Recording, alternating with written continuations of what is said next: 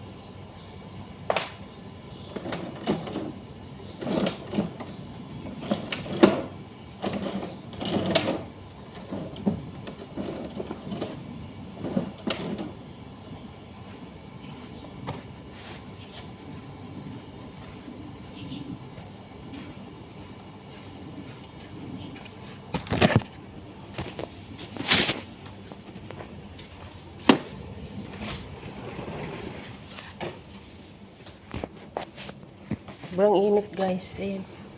Araw-araw ako naglilinis dito. Hello. Hello doggy.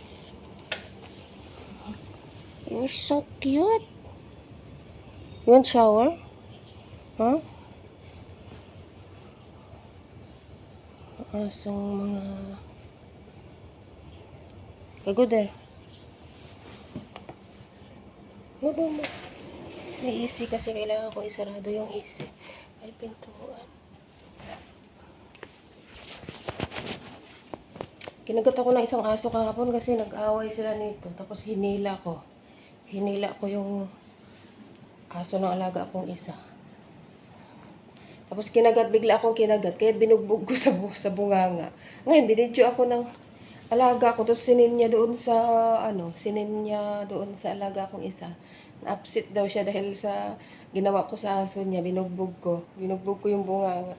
Tapos yung amo kong lalaki din, ganun din ang sinabi. Bakit ko daw sinaktan yung aso? Sabi ko, kinagat ako sabi ko. Kinagat ako kasi hindi ko sila kasi maunawa. Nag-aaway sila nito. Nag-aaway sila nitong dalawa. Pumasok kasi magkaaway na yan silang dalawa. Ayan. Akala nila ang madali lang mag-alaga ng aso. Lalo na sa ganyan nga. Tuwing umaga hindi katulad yung aso sa Pilipinas nga. Yung uwi lang sila ng kusa kapag inaano sa labas. Yun bang hinahayaan na lang sa labas. Yung mga aso na yan kakaiba yan kahit kahit paliguan mo pa. Tapos dalhin mo sa labas.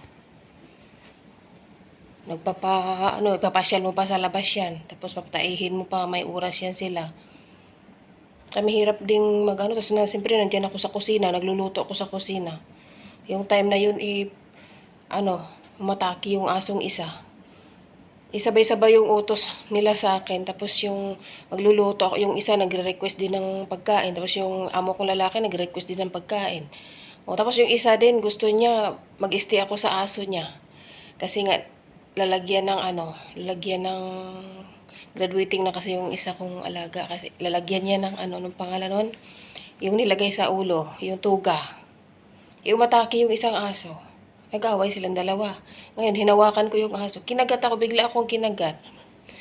Siyempre, akala niya, kalaban niya yung humahawak sa kanya. Kaya nainis ako, pinalo ko yung bunganga. Binidyohan pala ako ng alaga ko.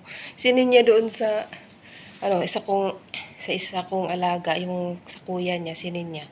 Ayan na, sabi niya, upset daw siya. Sabi ko, ikaw nga ang makagat. Sabi ko, ikaw ang makagat ng aso. Ano pakiramdam mo? Sabi kong ganun sa kanya. Buti nga sila ganun-ganun lang, di sila nag-alaga. Yung palaro-laro lang. Mahirap din kaya Yung aso na yun kasing isa, yung palagi kong binablog din, binibidyo. Binigay sa akin yun ng isang barini. Kinuha ko naman kasi nga maganda nga yung aso. Tapos yun pala sobrang kulit, kahit saan umiihi, kahit saan kulang ng training. Yun. Kaya minsan, ngayon na na siya na natuto na rin yung aso na yun. Hindi na pumunta kahit saan nga tumatae. Yun, umiihi nga kahit saan. Sobrang kulit lang yung aso na kaya nila binigay siguro. Ayan, kaya sabi ko sa alaga ko, ikaw kayang buti nga, pag ganun lang kayo.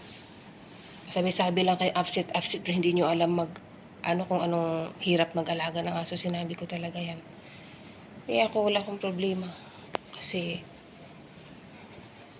talagang,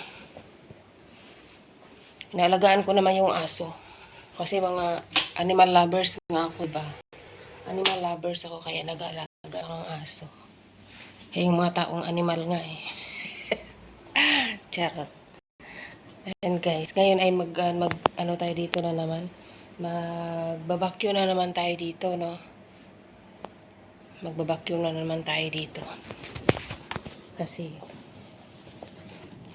ganito tayo talaga yung trabaho natin sa araw-araw. Wala na tayong magagawa. Kasi kailangan natin ng pera. So, kailangan nating magtiyaga. Kailangan natin magtiyaga talaga. Yan ang akala nila sa iba dyan madali lang kumuha ng pera, no? Madali lang maghanap ng pera, pero hindi nila alam nga. Sobrang hirap. Isang buwan namin nga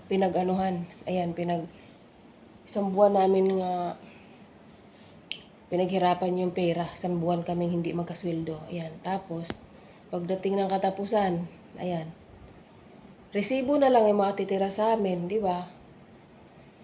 Tapos akala nila ito sa abroad, madali yung pera, di lang kunin ng pera.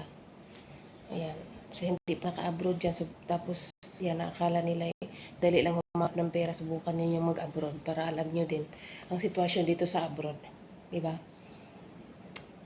Siyempre, lalo na sa loob ng bahay. Swerte nga ako sa amo kasi, ayan, sa pagkain.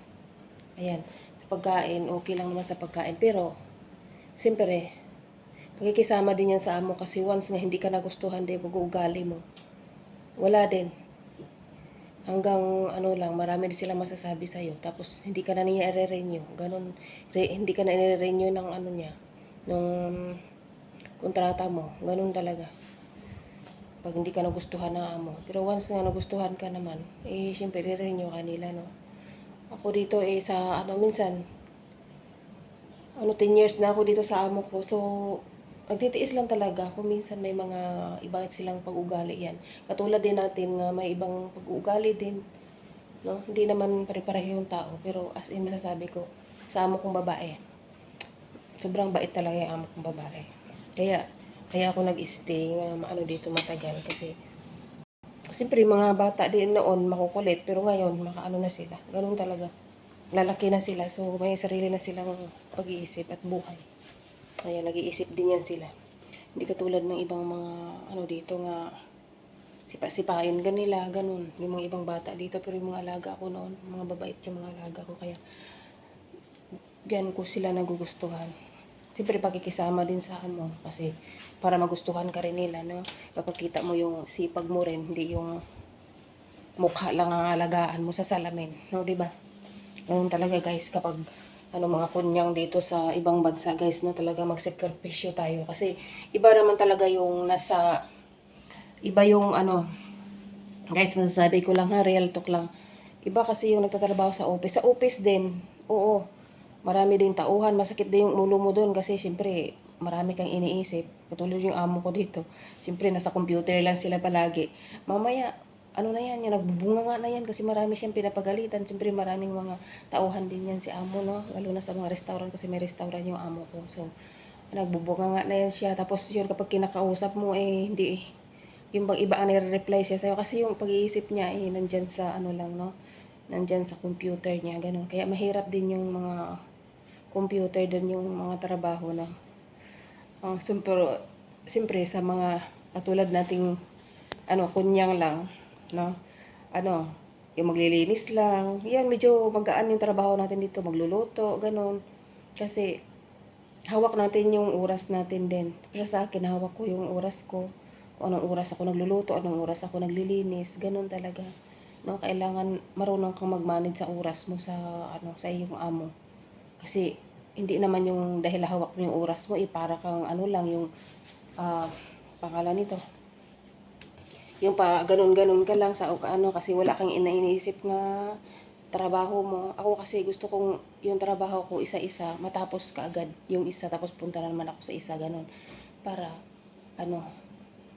yung para matatapos ko yung trabaho ko, ayoko yung napipinding yung trabaho ko. Para may oras akong magpapapahinga. Ganun ako guys. So, hanggang dito na lang ating video. At ako'y magbabacuum na naman dito para may masasweldo na naman tayo guys, no? Salamat sa inyong lahat sa panonood ng aking video.